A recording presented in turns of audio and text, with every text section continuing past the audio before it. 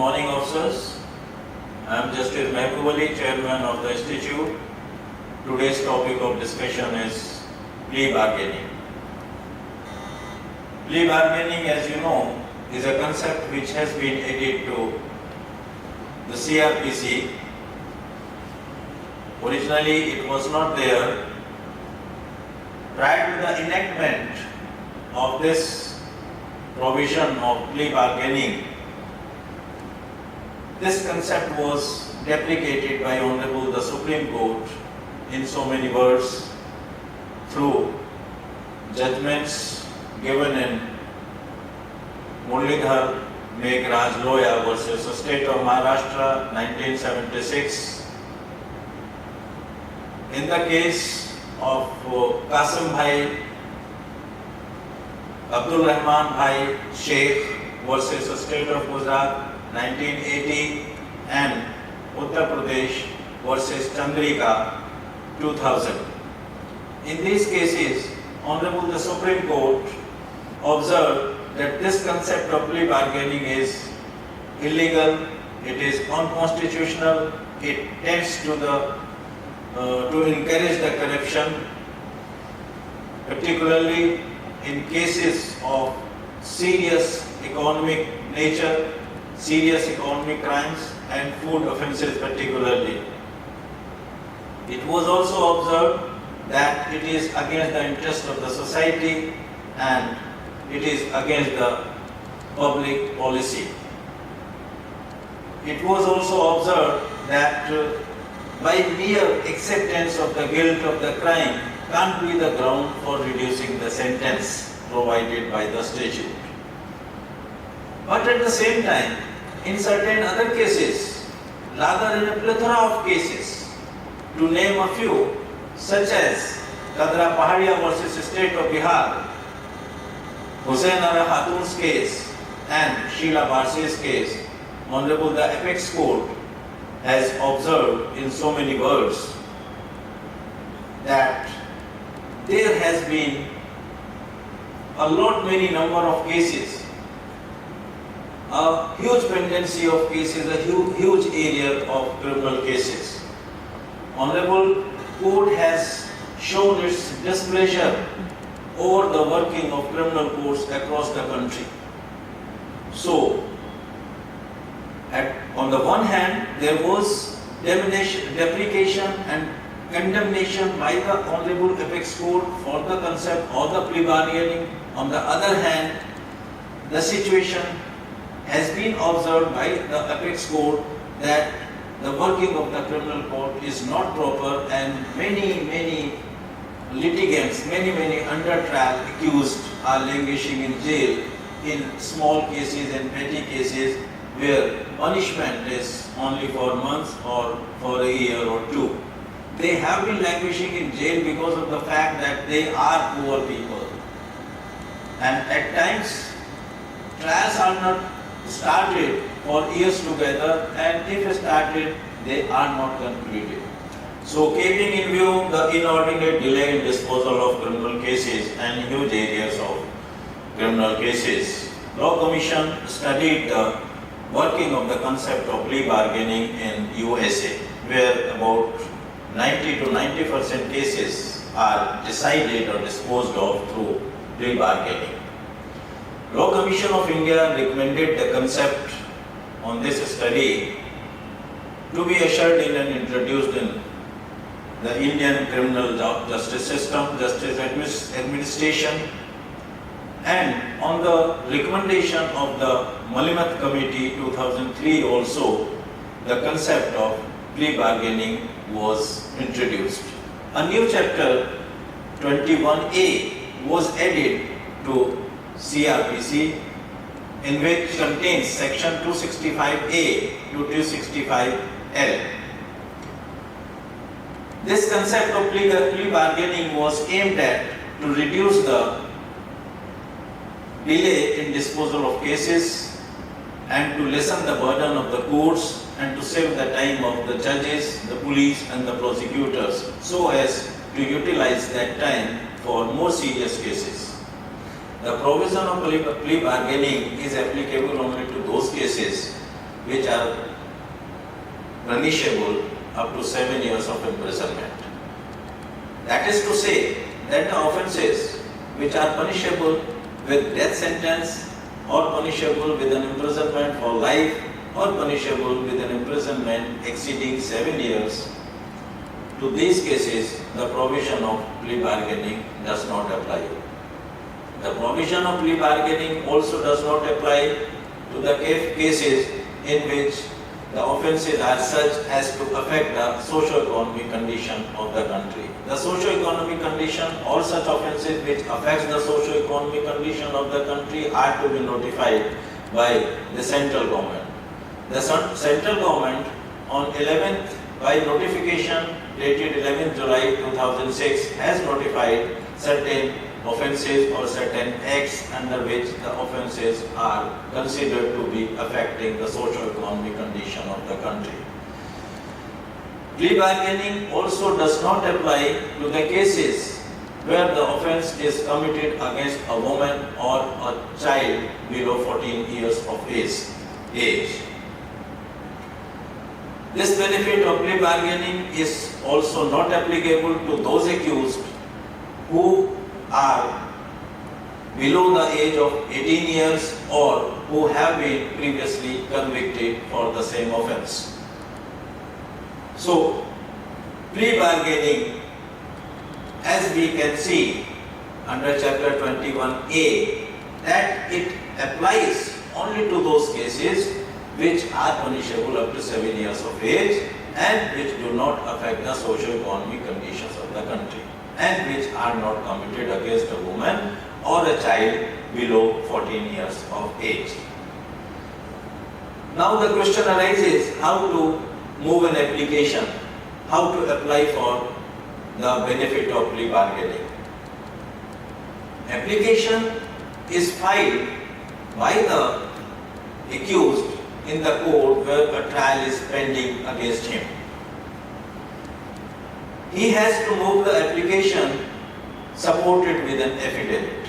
In the affidavit, the accused is required to state that he has understood the nature of the offence and the extent of the punishment, and after such understanding, he is moving this application voluntarily. He has also to state in the affidavit that he has not been previously convicted for the same offence.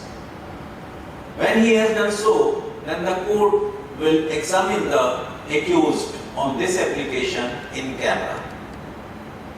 And after examining, this examination would be for the purposes to satisfy to the court, for the satisfaction of the court, whether the application moved by the accused has been filed voluntarily or not. If the court finds that the application has been filed voluntarily, then the court will give opportunity to other parties, to the complainant and the victim, for satisfactory disposition of the case, rather mutually satisfactory disposition of the case. If the court finds that the application has not been filed voluntarily or the accused has been previously convicted for the same offence, then such application will be rejected and the court will proceed with the case further in accordance with the provisions of the Code of Criminal Procedure.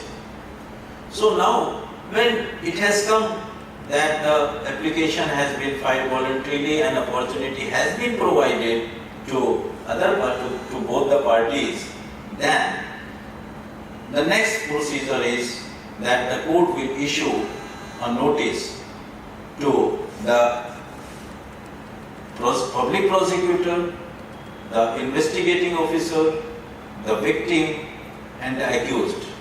This is done in police chalani cases, in the cases which have been instituted on police report. If the cases are instituted on complaint in which process has been issued against the accused under section 204 CRPC, in such cases the notice will be issued to the complainant and the accused. These parties will participate in a meeting for working out a mutually satisfactory disposition. In such a meeting, on the desire of the complainant or the accused, their counsels may also be allowed to participate. At this point of time, the court is under a duty to ensure that the process of working out satisfactory disposition is done voluntarily. So the court has to ensure it. Now, when this is done, and there may be two positions now. One situation may be that the settlement has been arrived at between the parties.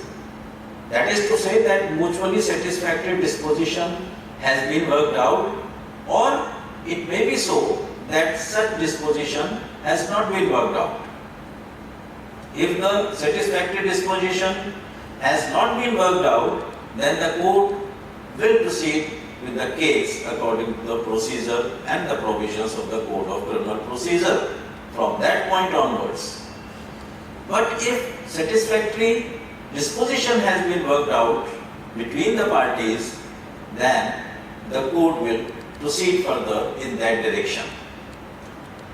Further, the court will award compensation according to such disposition. And before doing so, the court will prepare a report regarding such mutually satisfactory disposition. And the report will be signed by the presiding officer of the court. And the report will be signed by all those persons, all those parties who have participated in the meeting in which the mutually satisfactory disposition has been worked out. When this is done, then the court will proceed to award compensation to the complainant according to the mutually acceptable settlement which has been arrived at between the parties.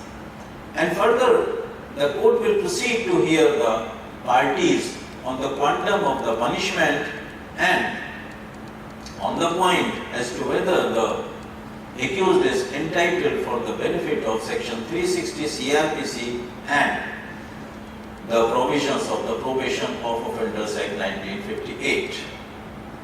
If after hearing both the parties, the court comes to the conclusion that taking into consideration the charge, the offence which has been committed by the accused, if the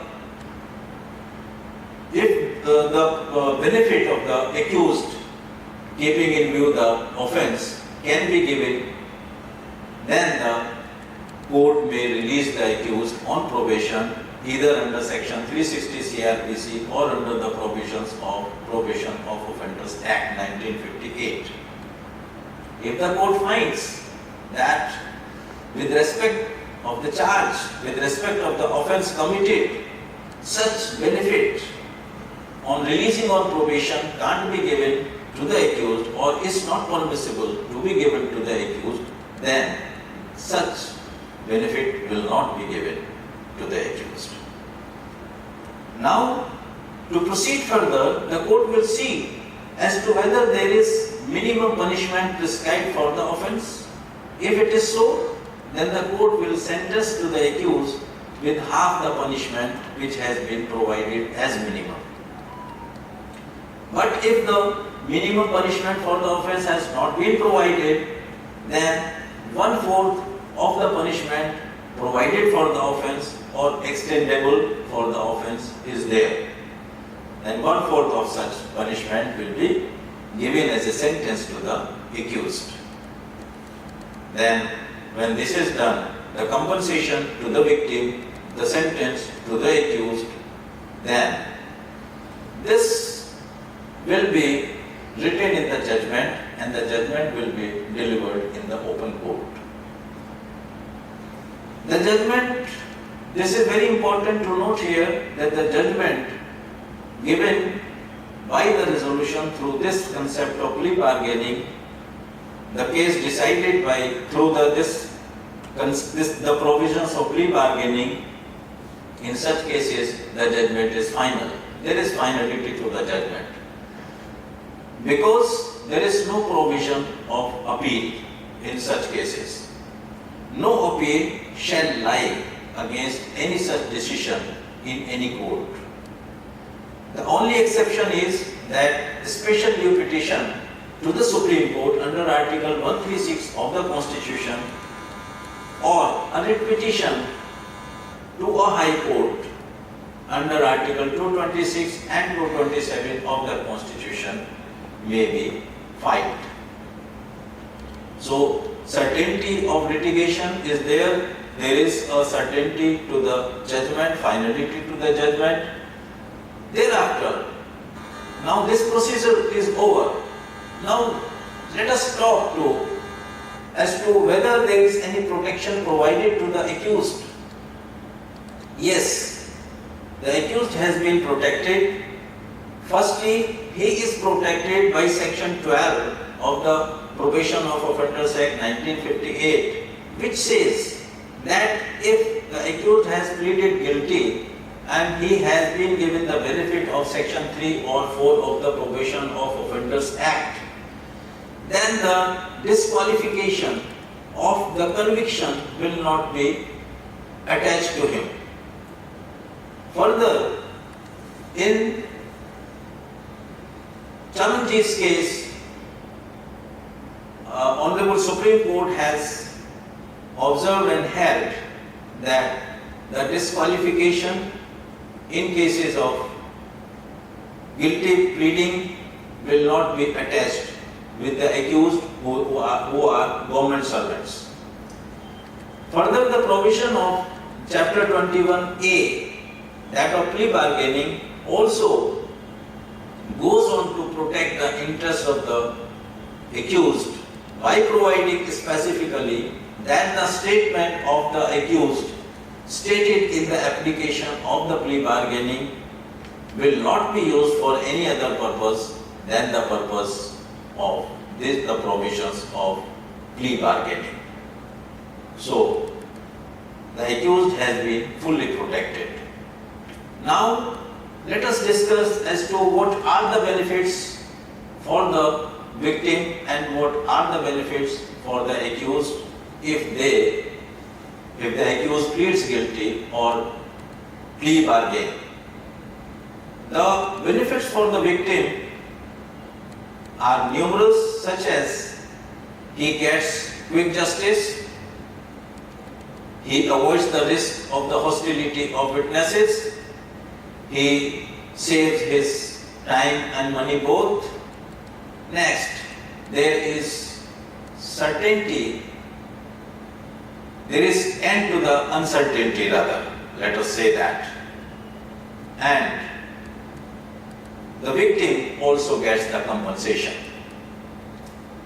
Now, the benefits for the accused are, he also gets quick justice, he gets the benefit of reduced sentence.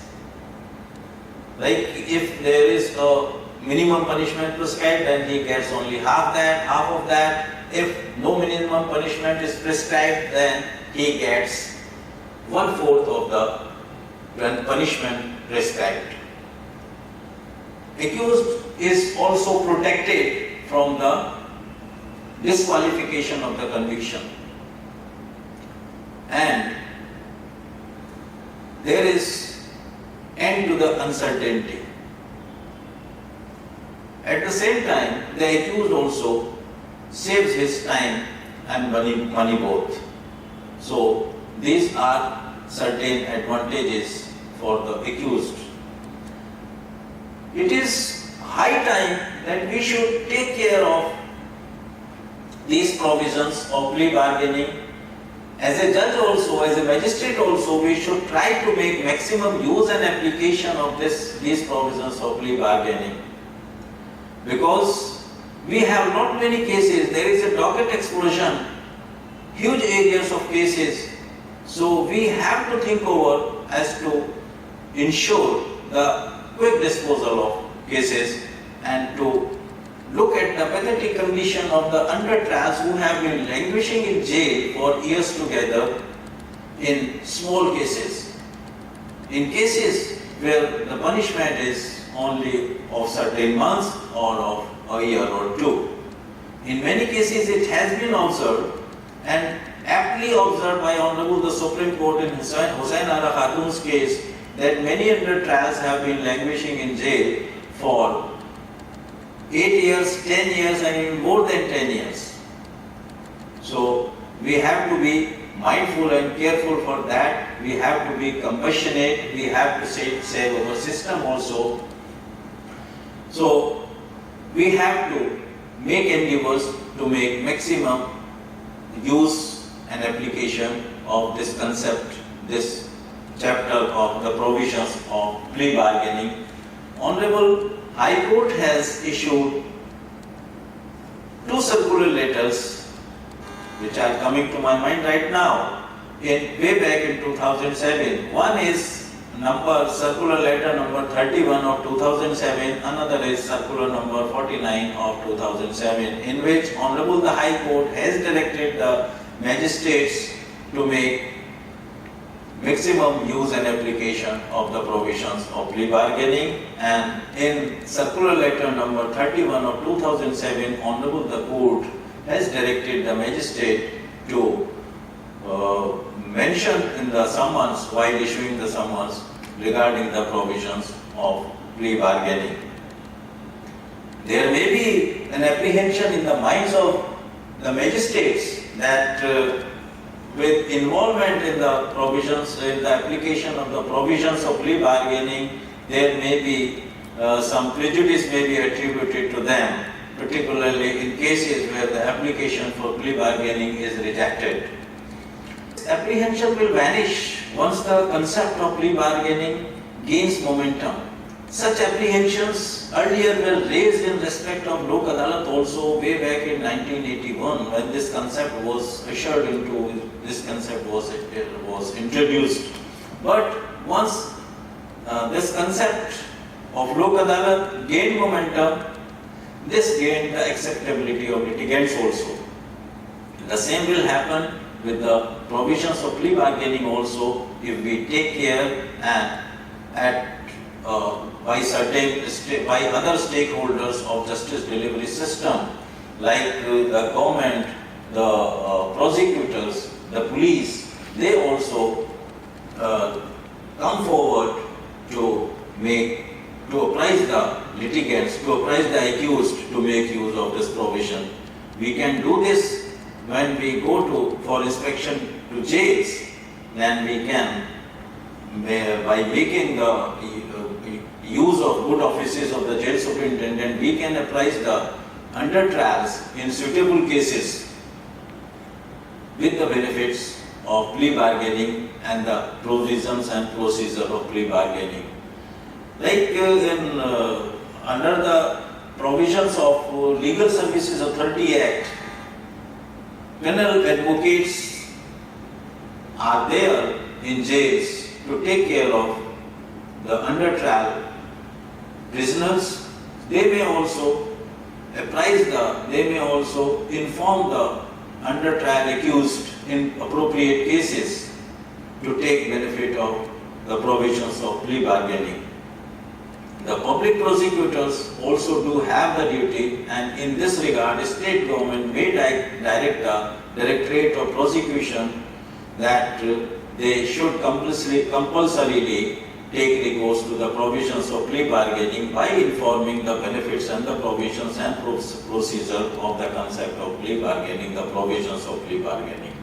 So when we do that, all the stakeholders come forward to exercise, to proceed in this direction, to make use and maximum use of the provisions of plea bargaining. This will gain momentum and acceptability of the litigants, and there will be a great use of it, and we would be in a position to reduce the huge areas of cases and to ensure speedy and quick justice to the litigants. Thank you so much.